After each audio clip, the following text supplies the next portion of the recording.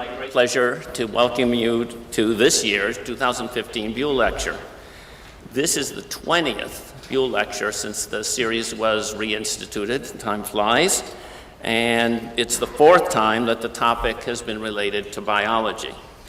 And today it gives me particular pleasure to welcome Larry Abbott to Carnegie Mellon to give this year's Buhl Lecture. I first met Larry when he came to the Stanford Linear Accelerator Center in the late 70s as a postdoc. He had been a student of another very good friend of mine, Howard Schnitzer, at Brandeis, and many of you in this audience, I suspect when that name rings a bell in some way, because Howard's son, Mark Schnitzer, is a high-flying star of the world of neuroscience at Stanford. I'm just told that he has also a very maybe lucrative company, and sits on the same panel with Larry connected to the National Brain Initiative. And well, that sort of tells you which way this conversation is going, because what I remember is Larry working with other people at SLAC. Actually, we didn't directly collaborate, but there's a paper of Abbott, Sakivi, and Wise, Mark Wise being my graduate student, in fact, at the time. And here's a typical title: Constraints on Charged Higgs Couplings. Another one, Comment on Cabebo-suppressed non-leptonic D decays. So dear to my heart, and I'll resist the impulse to explain to you in detail what the titles are, let alone, you heard the word Higgs, so that is enough. But I would just simply note that the first paper on charged Higgs is still highly cited, and it's relevant to this day, essentially, in the limits on charged Higgs. But now it's also the other way around. We don't see the charged Higgs at the LHC, and therefore it implies limits on other processes because the mass has gotten, the lower limit on the mass of the charged Higgs has gotten so large in the last few years of experiments. So about a decade after arriving at SLACS, Larry made the transition to working on neural networks and then theoretical neuroscience more generally. His research involves a combination of analytic techniques and computer simulations to understand how populations of neurons work together to represent, to store, and to process information. In short, he helps us to answer the question that I often ask people: how do the brain circuits work? He's the William Bloor Professor of Theoretical Neuroscience and co-director of the Center for Theoretical Neuroscience at Columbia University, and a member of the National Academy. And today his Buhl Lecture is titled Learning to Predict: Studies of Neural Circuits in Fish and Flies. Larry.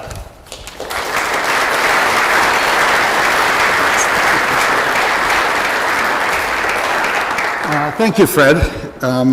It's very nice to come here and catch up with old friends, make new friends, and have a very nice day. It's also nice to remember a little bit that I used to be a physicist. I can't remember, but at least Fred looked it up. And it reminded me once John who's another physicist, introduced me once to a physics talk and said, well, this is Larry Abbott, he used to be somebody. These are my collaborators. You should always work with an animal worse looking than you are, and they even me, I can manage with that. But I really want to start here today with an example from machine learning. I'm going to introduce to you the perceptron, which is really the workhorse of machine learning type neural networks.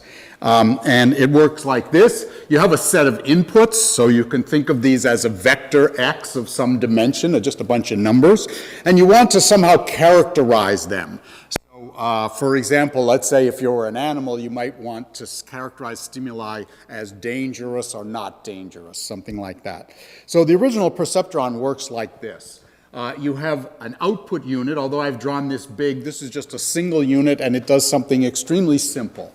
What you do is you take the x vector and you multiply it by a set of weights, or if you want, you take a dot product of this x vector and the w vector. So you weight it and sum it, and then you just compare it to a threshold. That's what this means. If it's a greater than the threshold, you say, yes, it's dangerous, and if it's less than the threshold, you say, don't worry, it's safe. So it's a very simple device invented a long time ago, and as I say, it's still a major workhorse of machine learning.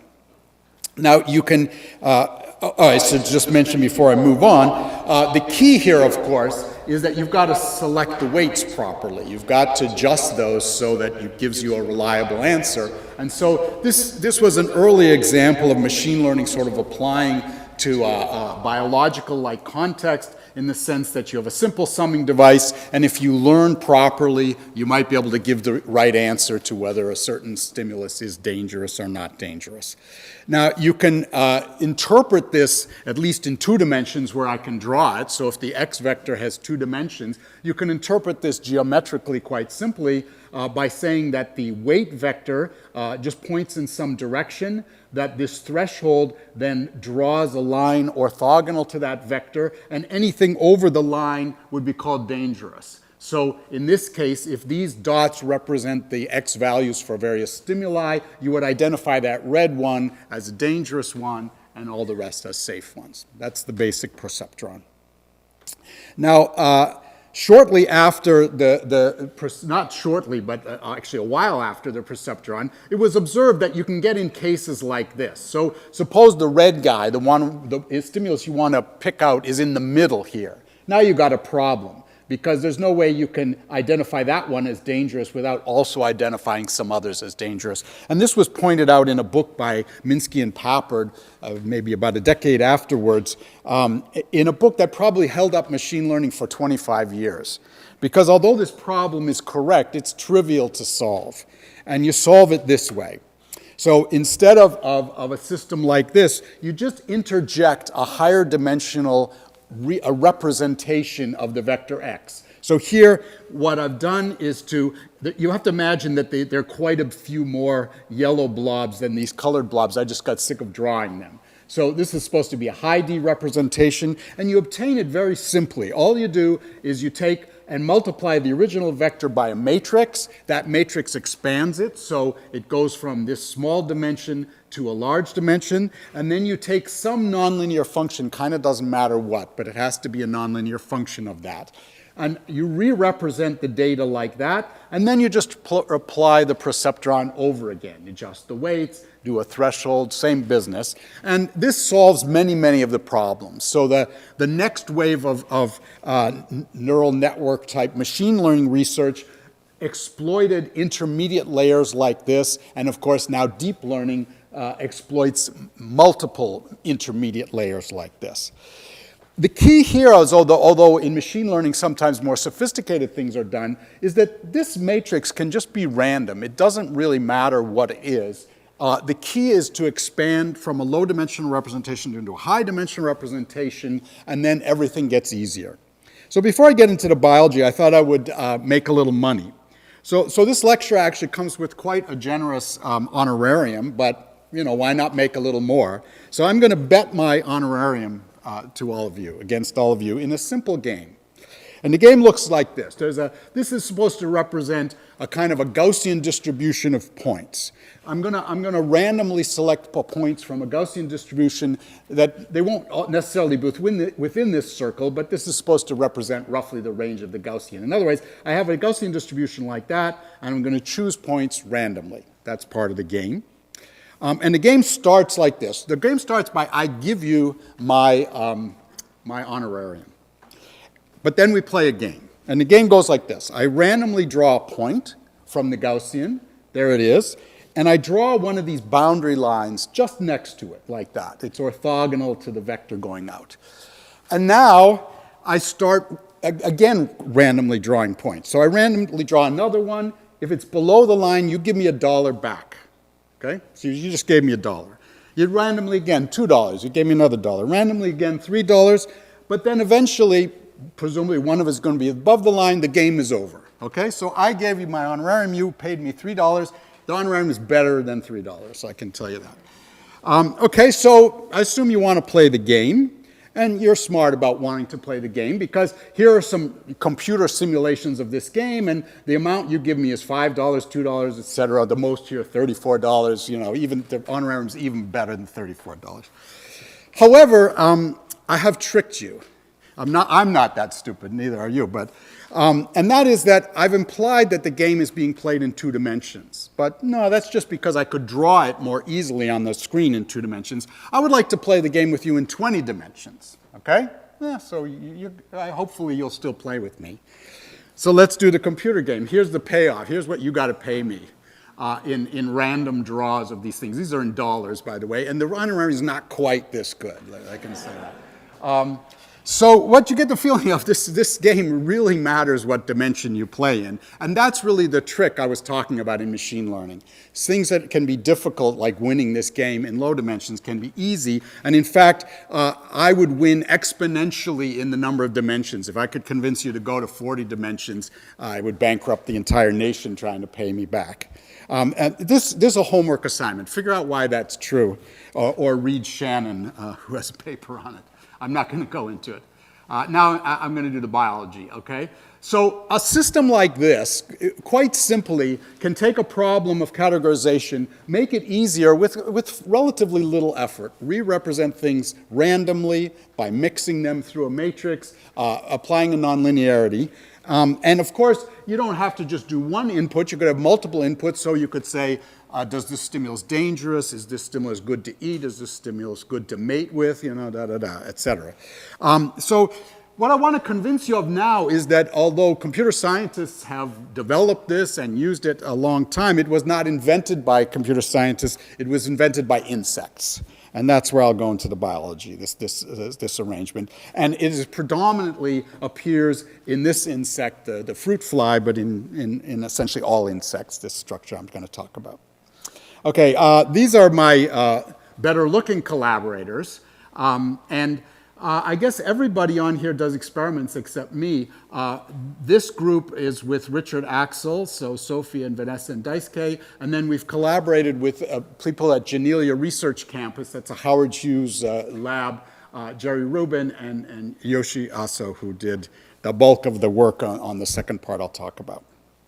Okay, so I'm going to talk about the olfactory system of the fruit fly, something that has been studied a lot, and you probably tell the punchline has exactly the structure of this machine learning circuit that I talked about, but it'll take us a little while to get there. So flies don't have a nose like we do. Instead, they sense odors by having receptors on their antennae, actually. So they're sticking out in the air, they bind to odorant molecules, send a signal to a structure here. You see this thing is just called the antennal lobe. We have something very similar to it called the olfactory bulb.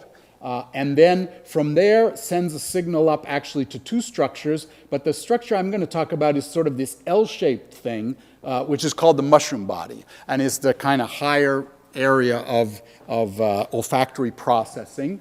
And then I'm going to talk about the output of that mushroom body. So I'm going to talk about 4 stages. The receptors that detect the odor, a relay station where they're relayed on to the rest of the brain, this mushroom body structure, and then the output of it, in analogy, again, to the circuit. I can show you little pictures of this. I probably shouldn't take too much time, but these are where the receptors are. I've given you some names, but you should remember ORN, olfactory receptor neuron. That's what's going to appear on my slide. They have a property. I'm going to cover this in the next thing. And of course, in us or in a mouse, this is in your nose, right? Obviously. So in this case, those neurons or some of those neurons have been colored green, dyed green, and you see them going to this relay station. So this here is the antennal lobe.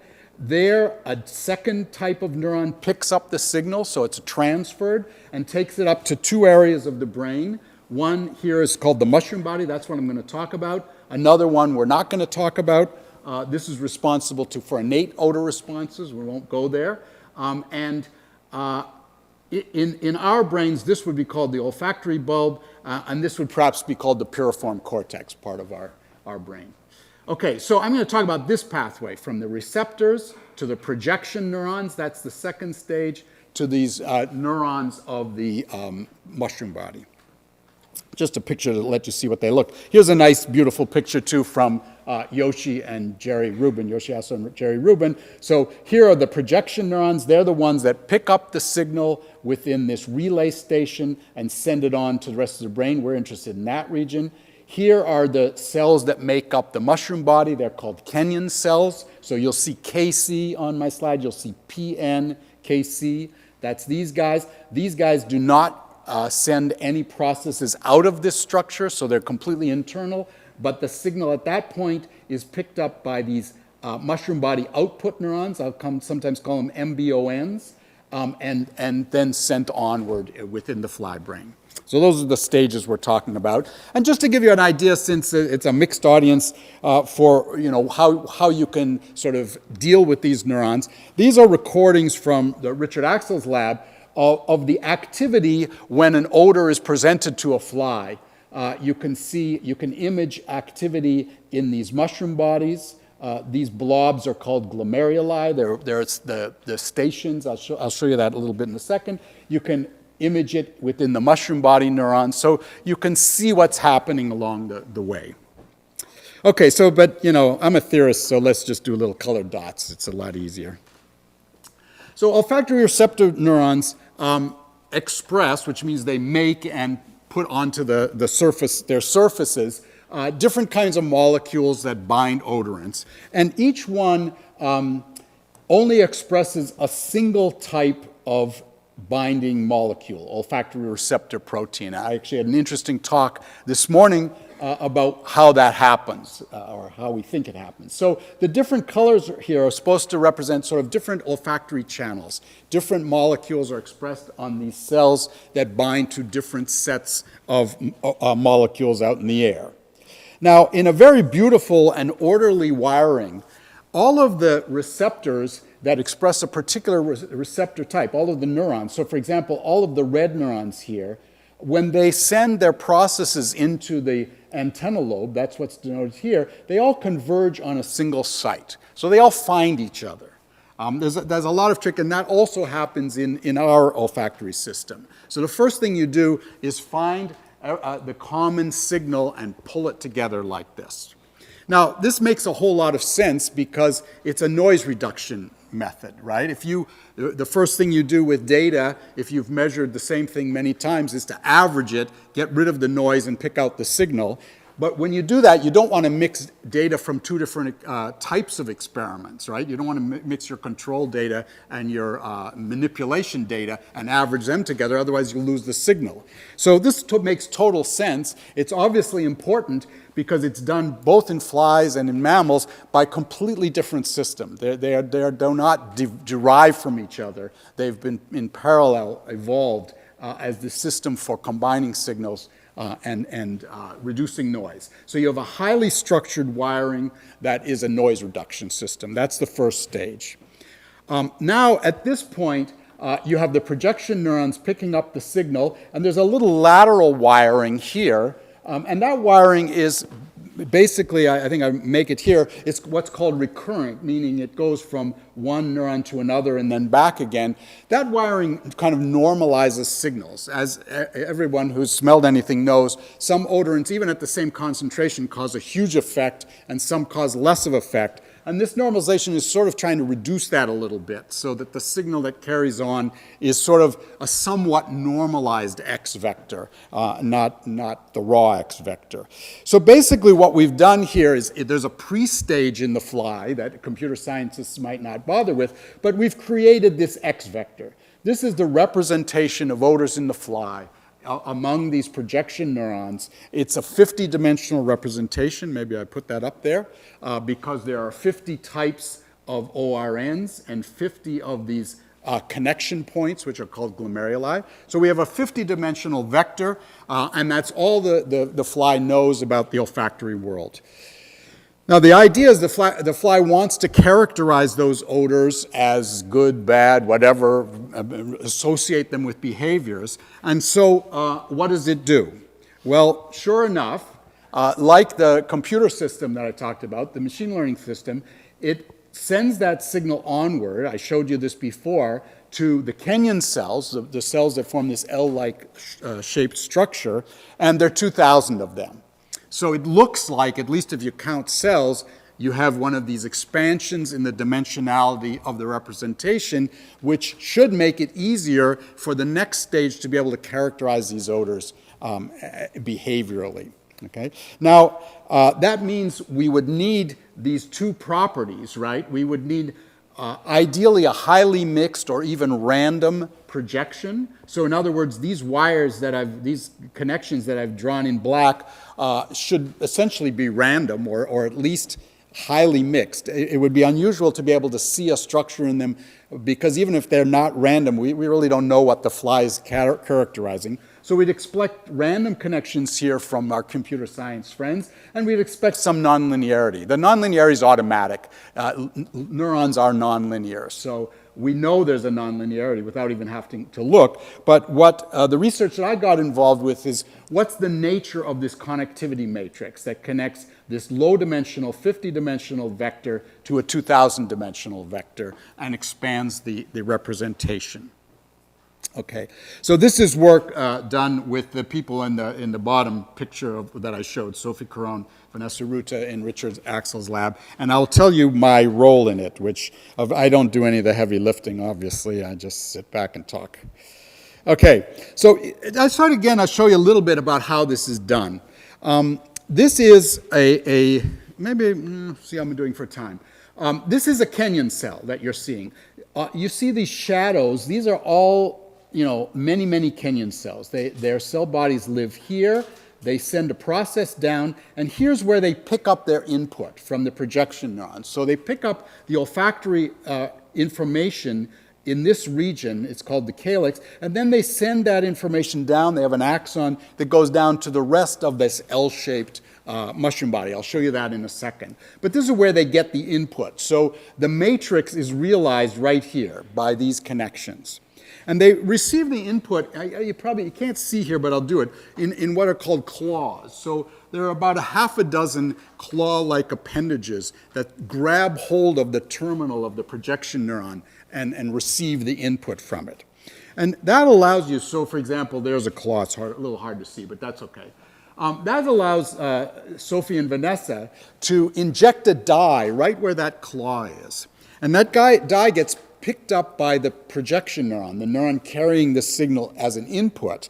And then, because it's a dye, it turns that red. So here it is. Here's the projection neuron. Here it's making connections with other Kenyan cells. But this one has been lit up by a very clever procedure. Maybe I should tell you what that procedure is because it's kind of fun. So, and that allows you to follow the red signal all the way back to the antennal lobe and identify which of these blobs it's coming from. And those blobs are all mapped. So you can say, this is connecting to a certain class of receptor neurons. In other words, you can figure out what the connection matrix is just by, it's a lot of work, but by tracing this back. I should mention this thing, because this is really the trick that makes this work. There's a fluorescent protein called green fluorescent protein that is put into pretty much any cell that anybody ever does an experiment on. Discovered in part by one of my colleagues at Columbia. But this is a form of green fluorescent protein that's activated by light. So it's in all these cells, but when you activate it with a light pulse, it becomes much brighter. So that allows you to pick one cell out and see it. Okay, so in doing this, you figure out what the connections are from this cell, or I'm doing it backwards, from the antennal lobe up to this cell, and ultimately you end up with a matrix that looks like this. This is the matrix.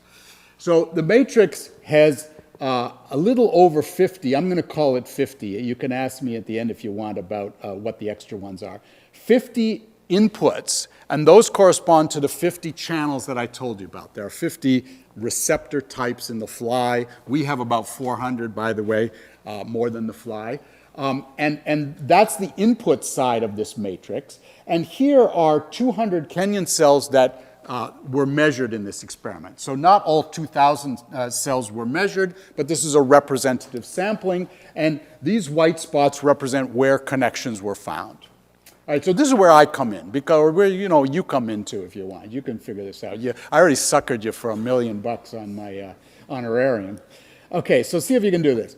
The idea is that the question is this a structured matrix or not? Is there any structure within this thing? And the trouble is it doesn't look structured, it kind of looks random. It'd be easy to look at that and say it's random, but you have to be careful. And the reason you have to be careful is that this has not been arranged in any sort of sensible way. This arrangement of what's 1 and what's 50 is alphabetical, according to the name of the different receptors. And this is chronological, according to how the experiment was done. So it's unlikely that the structure hidden in a fly brain is going to appear in a matrix that's ordered alphabetically and chronologically, right?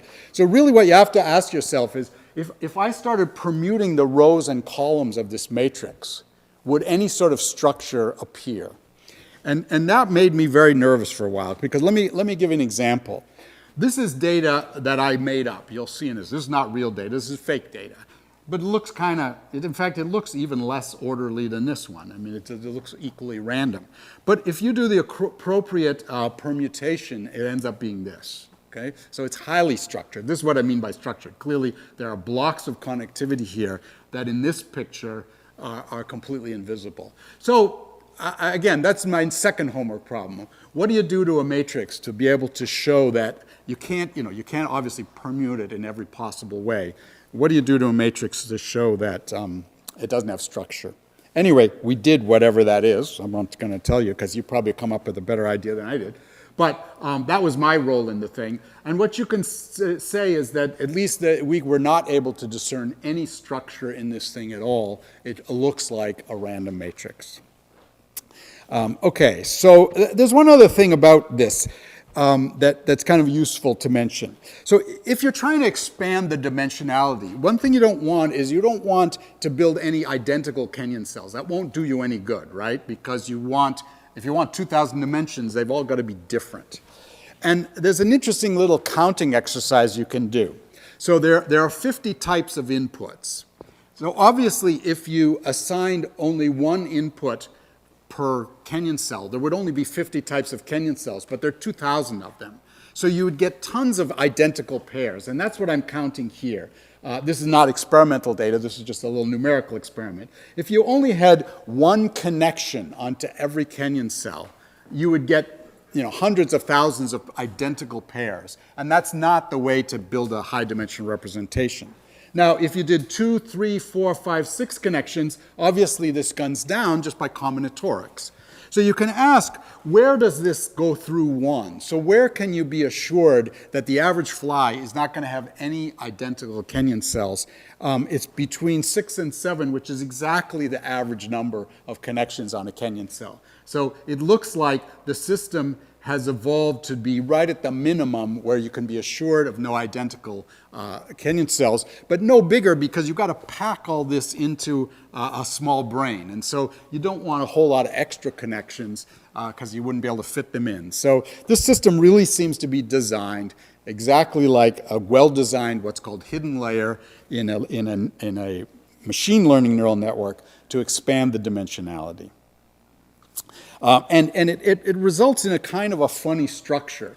Namely, at the first stage in olfaction, you have some of the most highly structured wiring in the whole nervous system, where you have this convergence. And then, by the way, this also looks like it's true in mammals. We don't know in humans, but in mice. It looks like immediately you throw that away and go to a completely random wiring, which would imply, for example, that 2 flies or 2 mice or 2 people really have different representations of odors in their heads, at least in this part of the olfactory system.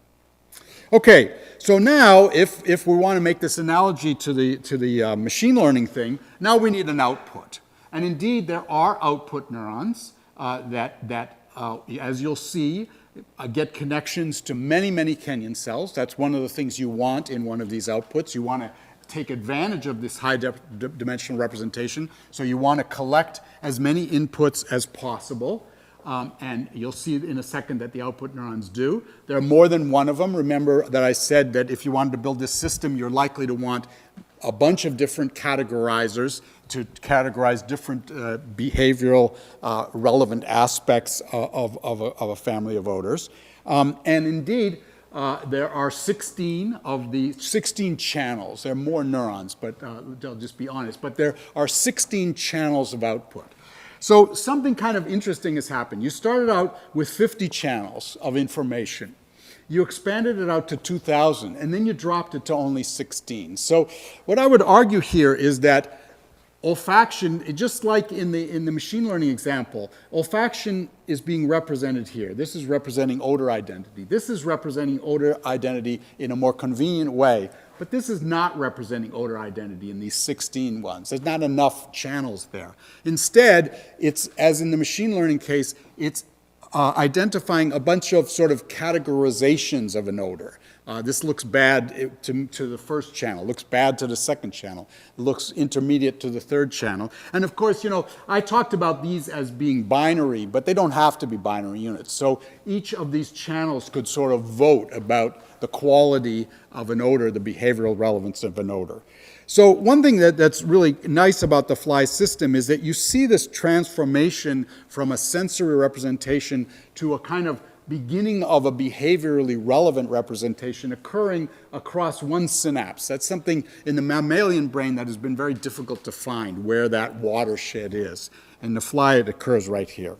So I want to now talk about the structure of these outputs.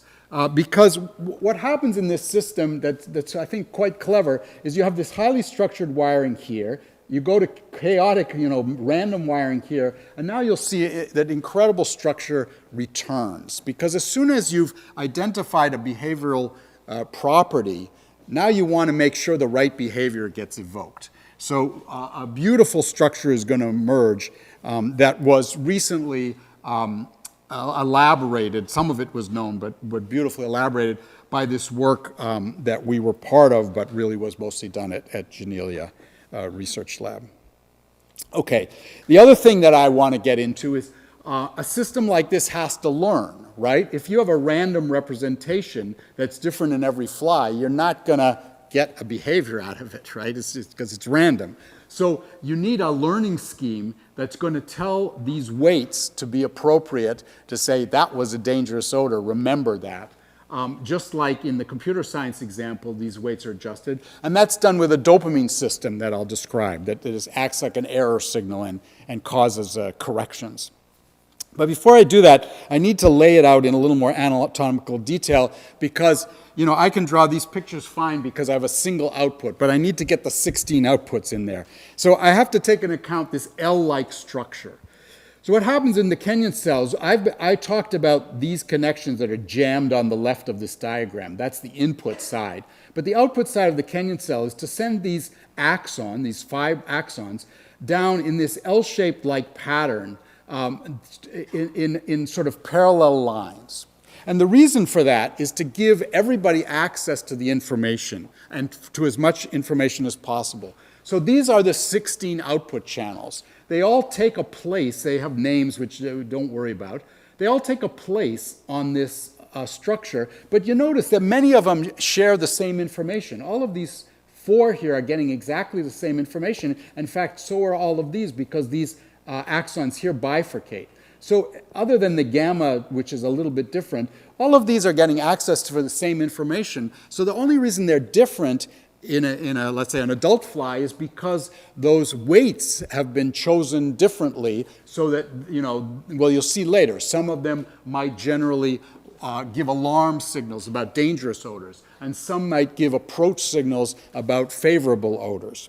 So that's sort of the layout. If you can see this picture, this is just very elegant work done at Janelia. Here are labels, different colored labels that label these different outputs. So you can see well, you can't see all 16 of them, but you can see the different zones, which are beautifully anatomically laid out. Okay, now these guys all carry information out. So this is these blue outputs that I've been showing in the machine learning example. This is what comes out of this system, 16 channels of information. Now, just to show you the nice structure, this comes out and is transmitted by various neurotransmitters, and there's sort of a structure to which transmitter gets used. There's, you can see with the colors. If you're not a biologist, you don't care about this, but so I don't care about it either. For today, I don't care. Okay, now what about the dopamine system? This system is useless if you can't train it, right? It's just going to give out random garbage because, this is random garbage in, random garbage out, right? However, if you learn to associate a particular pattern of activity here with danger, forevermore you're going to be able to make a signal to say that's a dangerous odor. So you've got to be able to modulate these connections, modulate these weights or synapses, and that is done with a dopamine system that is just beautifully aligned to this other system. So first of all, every one of these blocks gets an independent dopamine input. Now that's crucial because if one block is, let's say, going to be dangerous odors, you want to give an error signal and say, there was a dangerous odor and you didn't warn me, and adjust the connections. But you don't want to do it at the same time to an approach type signal, to a more favorable connection. You want to wait until you get a favorable signal and teach that one. So each of these guys has its own individual dopamine system, and I think I show that here, that again is beautifully aligned. So these are the regions I talked about called compartments for the output neurons, and there's just a beautiful map of the dopamine neurons so that they individually target each of these guys to give an independent learning signal. Furthermore, the system is kind of beautifully laid out. Now, of course, this is everything the fly is going to learn about the olfactory world is coming out of these 16 channels. So, it's subtle. It's a 16-channel code for what to do. But crudely speaking, you can divide these into sort of the bad guys and the good guys here anatomically. So generally, these guys get dopamine signals if they fail to announce a punishment, a negative aspect of an odor. And these guys get an error signal if they fail to announce that an odor is associated, let's say, with a reward and should be approached. So the system is sort of lined up in terms of valence as well. And so I'll conclude this section with saying really that this system, in my title I talked about prediction, this system is all about prediction. Namely, when you first encounter an odor, you react to it, and maybe you have a bad reaction to that odor. Maybe it's associated with a shock in a lab or something bad. And so this dopamine system is telling you about the reaction. It's saying that experience did not work out very well. And then that is transferred into the weights here, and this thing is acting like a three-layer perceptron. And then the next time around you smell that odor, you now get a prediction. You now get a warning signal from one of these guys. It says, last time we encountered that, things didn't work out so well. And you can do that. So this is a system for transferring a representation of your reaction to something, or the fly's reaction to something, into a representation of what you ought to do, like get out of there. And so it's the first example of these predictive sort of representations. All right, I'm going to switch to the other system, which is in fact kind of similar, but I guess I'll just tie that up with it's a nice indication of at least on the anatomical detail that we now can obtain through genetic means, through optical means of a circuit. And of course, we can now start analyzing it and modeling it, and that consists of, for example, saying, okay, if you have a system like this, how many odors can you represent in their valence? How much interference are you going to get between different odors? All sorts of questions, and we are in the process of doing that. Okay, so let me switch to the fish and the fish people. So, this is an old slide, and I've left out one of Nate's students. No, I guess I'm not talking about that work, but anyway. So the experimental work for this was done by Nate Sawtelle, a colleague of mine at Columbia. Karina works in his lab. And then these are, actually these two are two theory students. Anne is now at Caltech as a postdoc. Greg went to DeepMind and cashed in big time when it was bought by Google. And Patrick is still around and does joint experimental and theoretical work. Okay, so this is the electric fish, elephant nose fish for obvious reasons, that Nate studies. Now, this fish has on its body, like many fish, even non-electric fish, sharks, for example, have a system like this, has a bunch of incredibly sensitive electrosensors, incredibly sensitive, something like a volt per kilometer or something like that, tiny, extremely sensitive electroreceptors. And what they can do is to sense the electric fields coming from muscle activity in something like a bug. And so that's what this fish wants to eat a bug. It can sense it electrically if it's in muddy water, which is where it lives in Africa. So this is called the passive electrolocation system. But the reason this thing is called an electric fish is that it has another system to sense prey. And it's important that you realize in my talk that there are two systems I'm talking about, although I'm mostly going to talk about the passive system.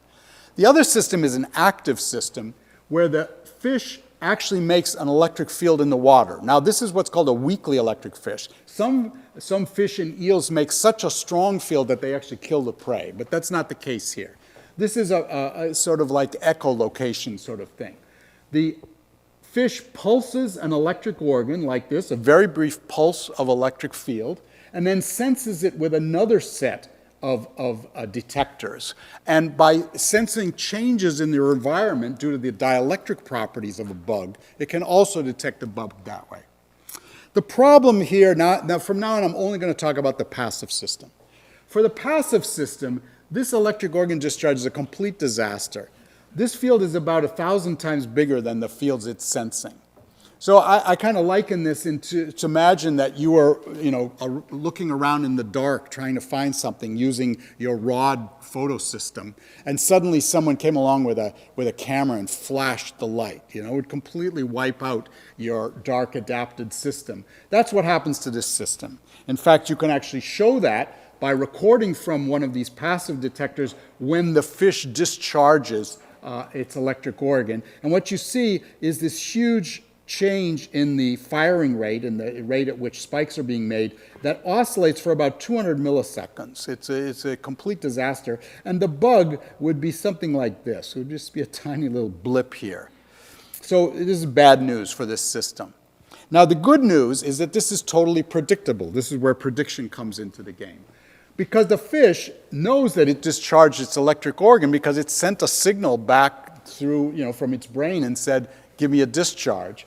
And so it knows this is coming. And so if it can predict this, it should be able to cancel out the effect of its own activity and now detect the unpredictable part, which is the bug. This system is very much like a system that I use right now, right? If I move around here, the image of all your faces on my retina moves around, but I know that the auditorium is not swaying back and forth. I know it's me that's moving because my visual system gets signals from my motor system saying, by the way, you just moved your head. So this is a similar type of system. You have to detect self-induced sensory stimuli and know that you produced them. That's not the real world. So this is a very nice system in which to study how we do that, how animals detect the difference between the real world and the self-induced stimuli here, like caused by this. Okay, and this happens in a circuit called the electrostatic lobe, electrosensory lobe, excuse me.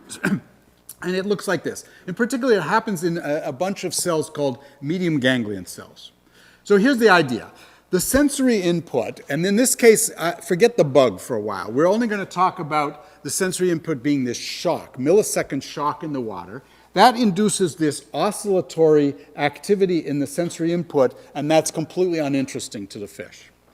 That gets carried up to these medium ganglion cells through axons and everything, and if unchecked, would cause an oscillation in the output of this thing. So this cell would report to the fish, hey, there's an oscillating electric field out there, but we don't want that. We want this guy to just ignore that signal unless there happens to be a little bug blip on here. Now, how does it do that? Well, again, you use the fact that this is a predictable event. So that this circuit has to know that the fish discharged its electric organ.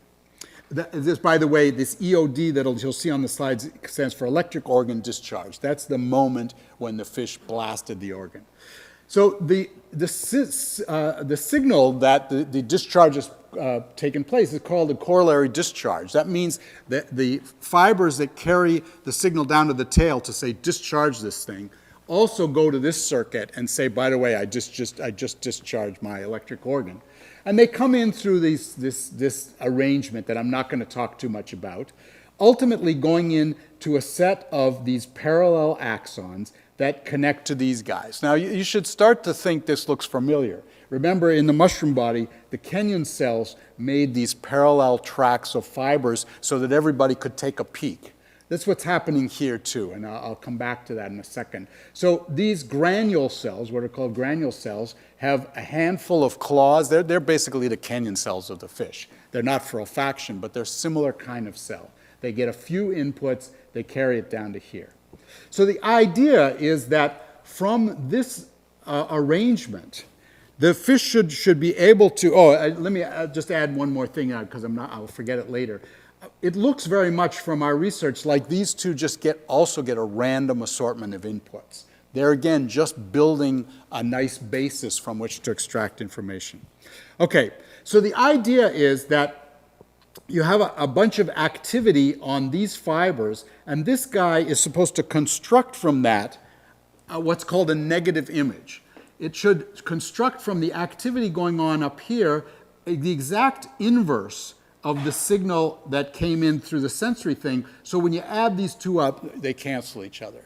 That's the function of this system. And it's this system that's building the prediction, not unlike what I talked about in the mushroom body.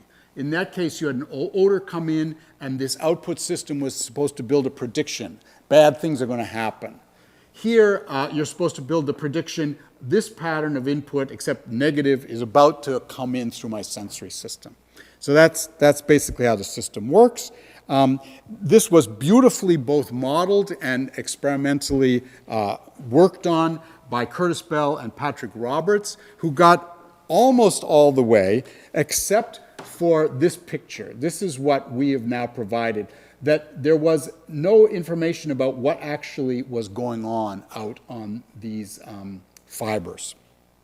Okay, now again, why do you need a theorist in this experiment? The key is that there are 20,000 of these fibers that connect to one of these MG cells. So this negative image is made from 20,000 patterns of activity. And Nate was only willing to record 200 of them, and he got tired. So our job was to build a model of a large population. This is very common, I think, in neuromodeling, where you complete the data set. You have a partial data, but the system tends to always be bigger than any experimentalist is willing to deal with. And so what we did was to build a model of the activity that Nate did record, and then build a whole set of model cells.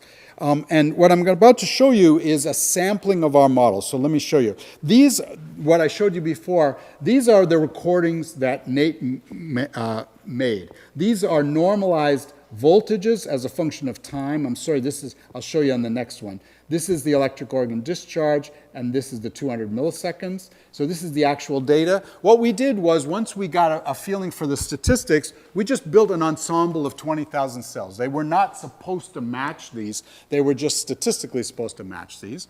And then we sampled 170 is actually the number, 170 of them. We ordered them in the same way that Nate did here, and this is what they look like. So this, again, these are not models of these guys. This is two random samplings, one of an experimental data set here and one of a theoretical data set. So, I think we got it pretty well. And this is actually our evidence that it's random, because this was based on the idea that granule cells got random input.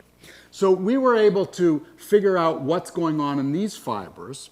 And now we have to say, well, how does the system then construct this negative image? This, if you want, is the basis from which it constructs that image. But now we have to do the trick of the weights, same thing as what I talked about in the mushroom body, namely the connections here between these parallel fibers and the medium ganglia cell has to be set properly so that when this pattern of activity is generated, this wiggle comes out. Now, how does that happen? Fortunately, that is something that Curtis Bell and collaborators measured. Namely, there's a learning rule, biological process. His learning rule makes it sound too abstract. What we know is how these connections, these synapses, change their strength as a function of the activity of this cell and the activity of this cell. And I think I can quickly try to explain how it works. It's a very cute little device. So these connections, here I've called it pre and post, but pre means, I've used a sort of a neural lingo. These guys are the presynaptic ones. They're input fibers, and the green stuff here would be the postsynaptic. Okay, so the learning rule goes like this. If the input fires is active, let me say it that way, and then shortly thereafter the output cell is also active, the connection gets weaker, and that's what's represented by this red. Over a period of about 20 milliseconds, as long as you have paired pre followed by post activity, then the synapse is going to get weaker. Now notice that this biophysical mechanism knows about causality. It wants to see the pre-causing response. It does not want to see the response independent, occurring before the input. So it's causal. And then there's another process which says that whenever the input fires, the synapse should get a little stronger, independent of what happens.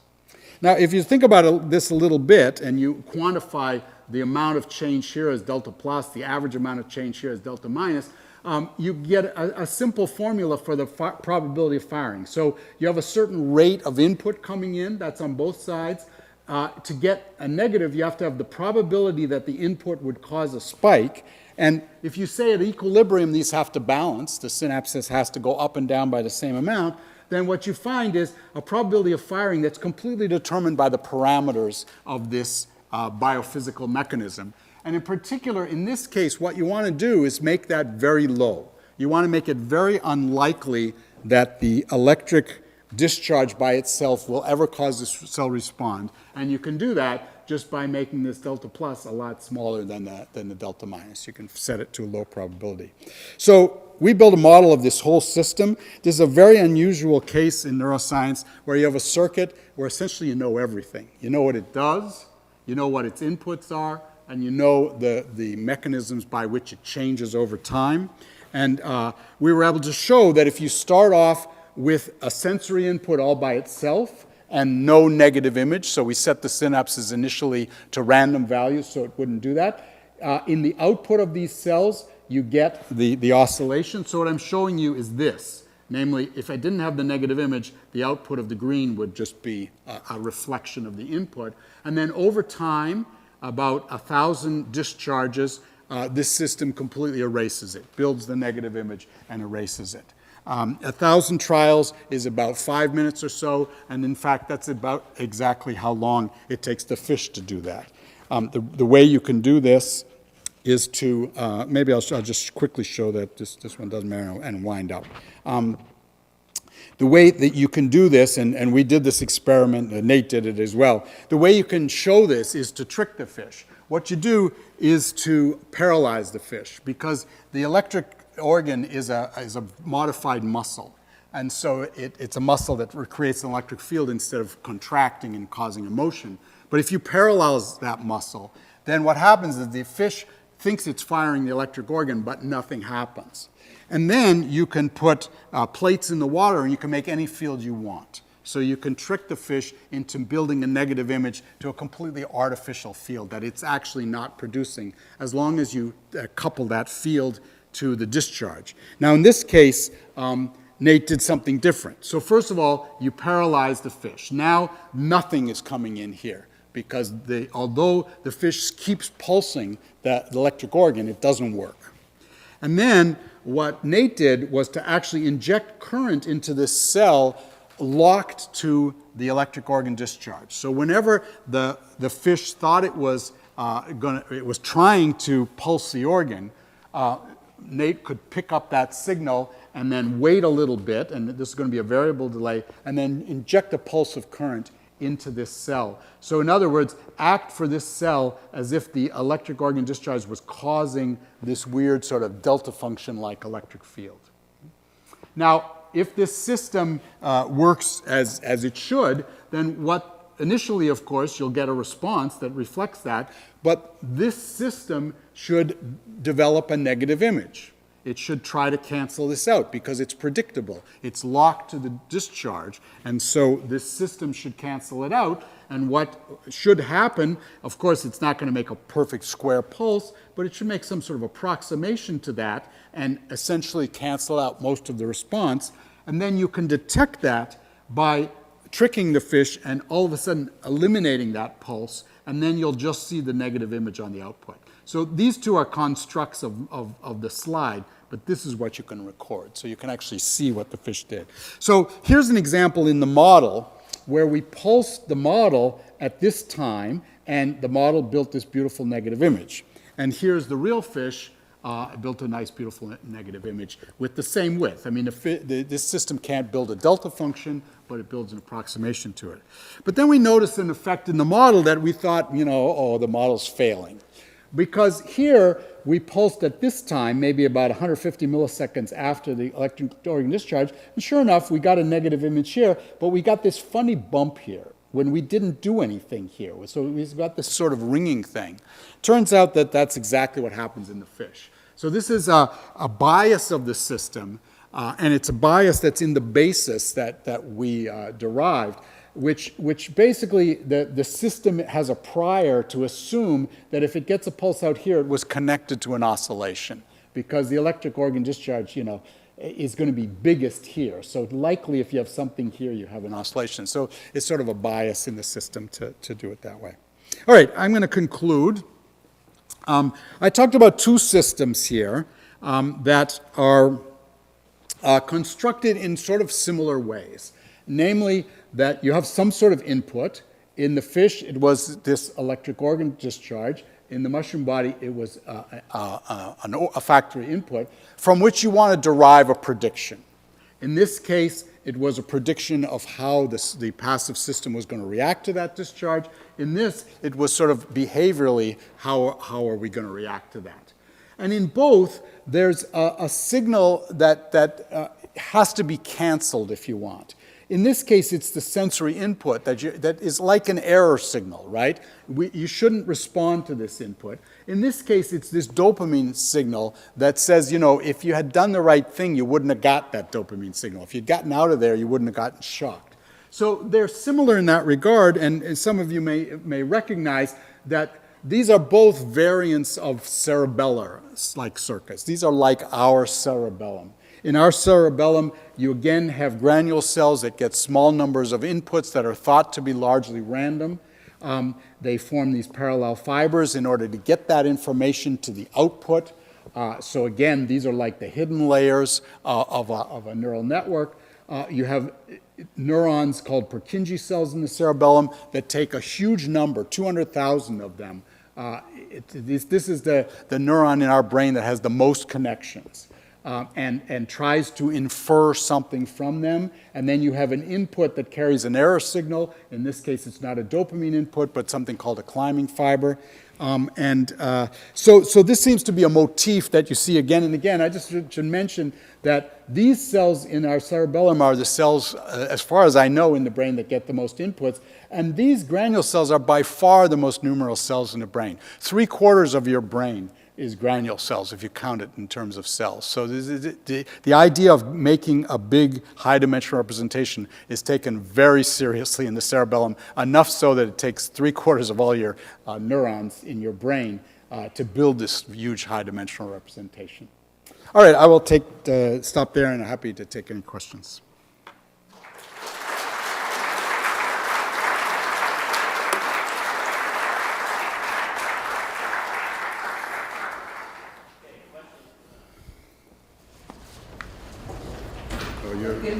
In the case of In the case of dangerous signals, how many chances do you have before you get eaten or trampled or whatever? Yeah. So I think that's a fair question. I presented a very simplified thing. In the lab setting, what you do is you pair an odor with a shock, and you really do it the way I say. Now, what happens out in the real world? I totally agree with you. I think it's much more subtle.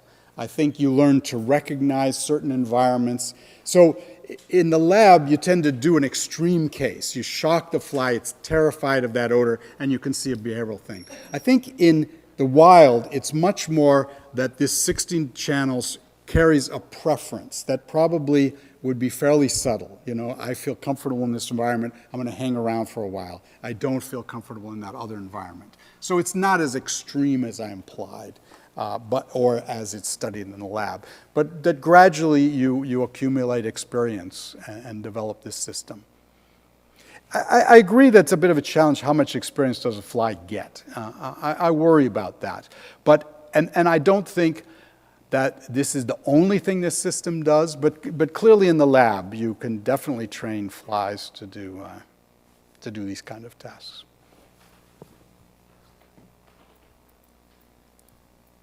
Yeah.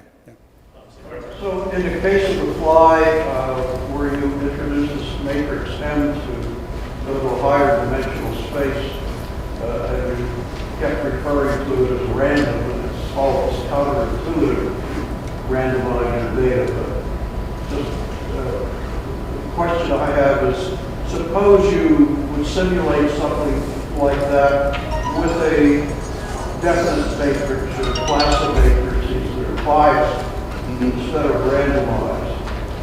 Is there some idea what happens? Yeah, so it's a very good question.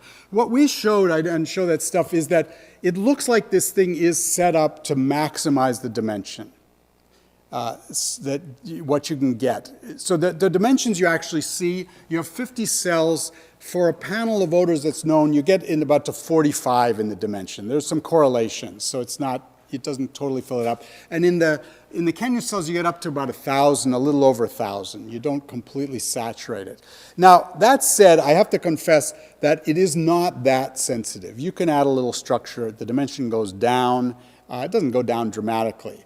But I would argue the other way. If in order to wire precisely all of these fibers to 2,000 places would take a fair amount of guidance of the axons. So if it doesn't help you, why do it? And in this case, in fact, it even hurts you a little bit. And so I would more say that this is randomly wired because there would be no advantage in wiring it, not randomly. Yeah. So I'm interested in these motifs that you've identified here in this final slide. This is a nice example of some parallel structure across different animal species.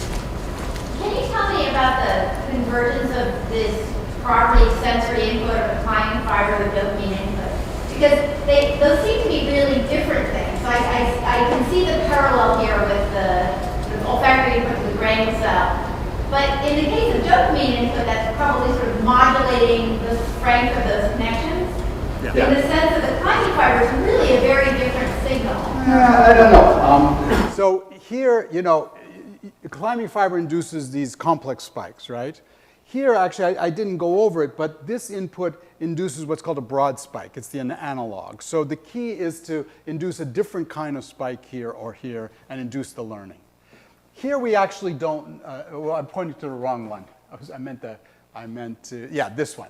In the mushroom body, the dopamine, we don't know totally what it does. But for example, it could induce a different kind of spike in the output cell.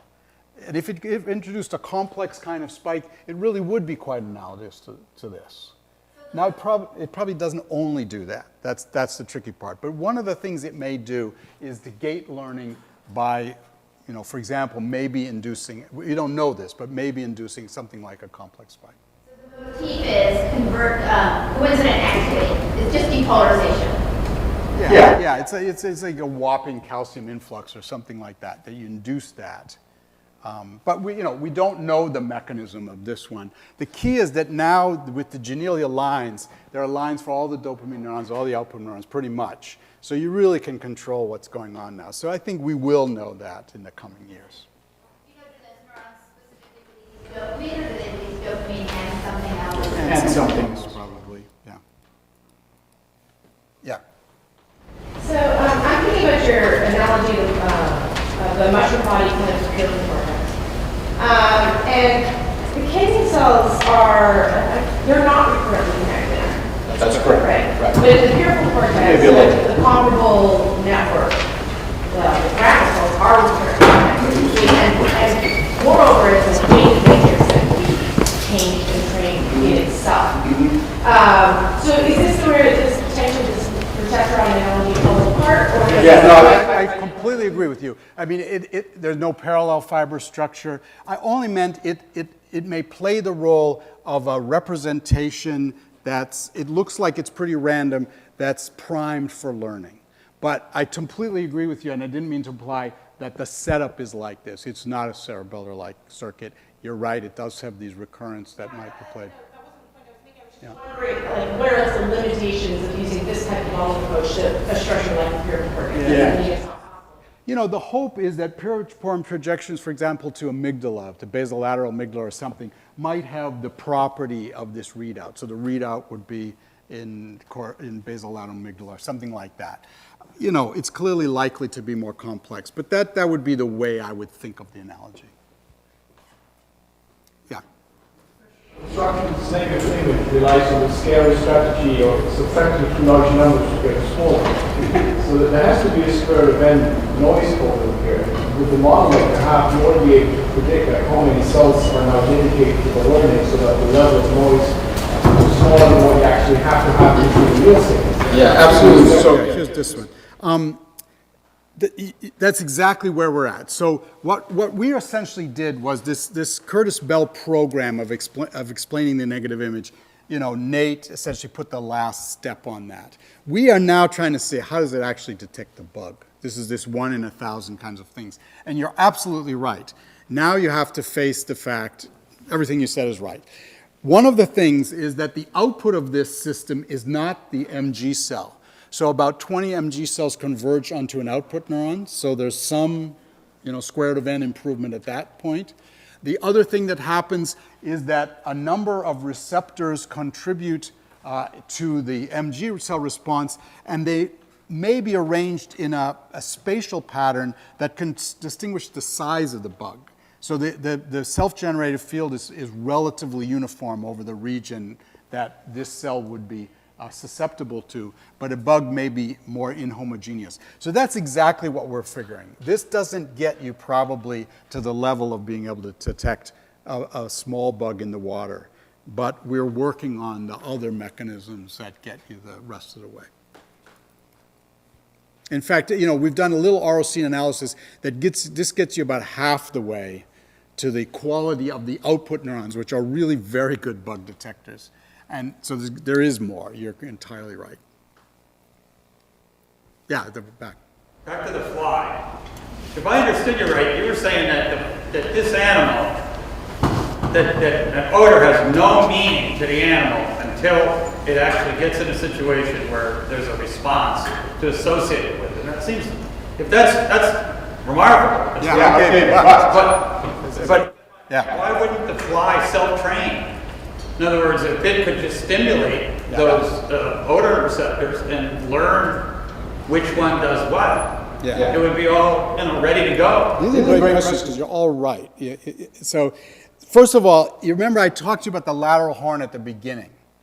That is responsible for innate odor preferences. So all of the odor behaviors in the fly don't go through the system. So there's a whole system for these innate things like food, pheromones, and all that. Secondly, I believe you're right. We have no evidence for this, that innate system probably does train the mushroom body. For example, carbon dioxide responses, that's a negative signal for a fly. I think very likely the innate system trains the mushroom body. So, yes, I agree with everything you said.